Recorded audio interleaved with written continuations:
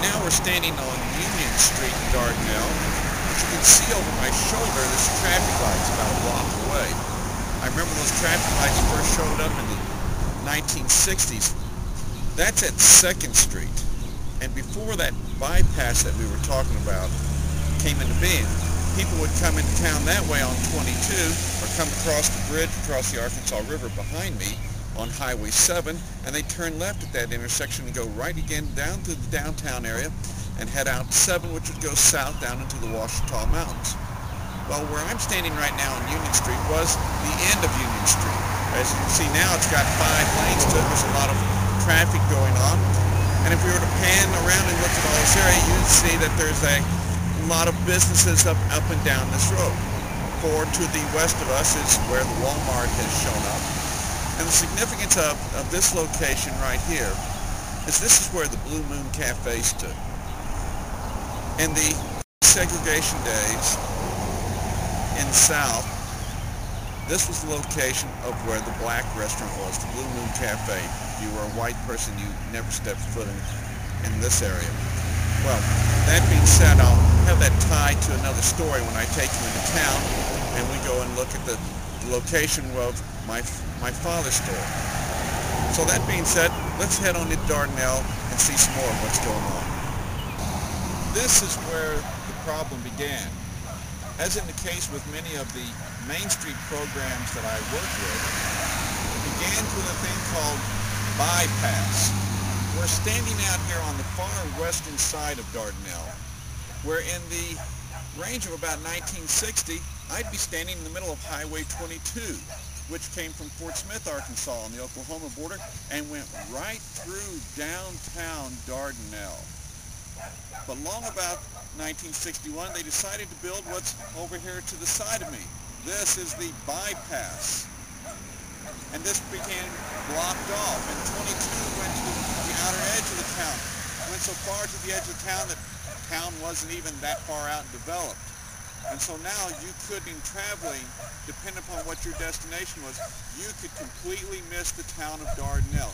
You didn't have to come in and see Dardanelle anymore. And that's where the change in downtown retailing began to occur. Now we're going to take and we're going to go see where the change began to affect Dardanelle next. Come on, let's go take a look. Well, here we are continuing on the Highway 22 bypass.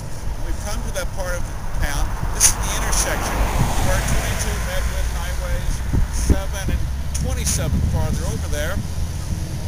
This intersection, many years ago, was literally in the town. Now it has moved 4 blocks to the south. And as a kid, I can remember my father saying, we're going to have a challenge here as a group of downtown merchants because you're going to see things cropping up. You hear the trucks driving by. You see all the traffic out here. It's now on the highway bypass as compared to being on 2nd Street as it was back in Dardanelle. And yes, it came true as my father had said. There's got to be people that are going to come out here, and I'll show you in a moment what the reasons were. But off in the distance, there's a big blue sign that's right behind that pole. And it wasn't the merchant that my father originally expected because in those early days in the 1960s, Walmart was not the thing. There were other people who had the mass merchant appeal, people like Gibson stores who were just north of us here in the town of Russellville with their first of their big stores. This was what was going to happen, my father said. You'll see a change, you'll see the big merchant come. The downtown has got to do something to take and make themselves stand out, to be different, to get people's business.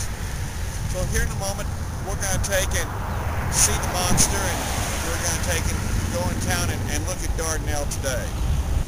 Well, it's Saturday in the summer, and lots of people have come to town. Probably the big difference between now and 1960s would begin with by looking at the cars over my shoulder. The cars are a lot newer.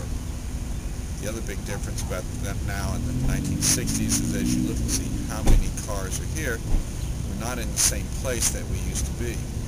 For the shoppers who are here today have come to the big box store. They're shopping instead at the Walmart Supercenter.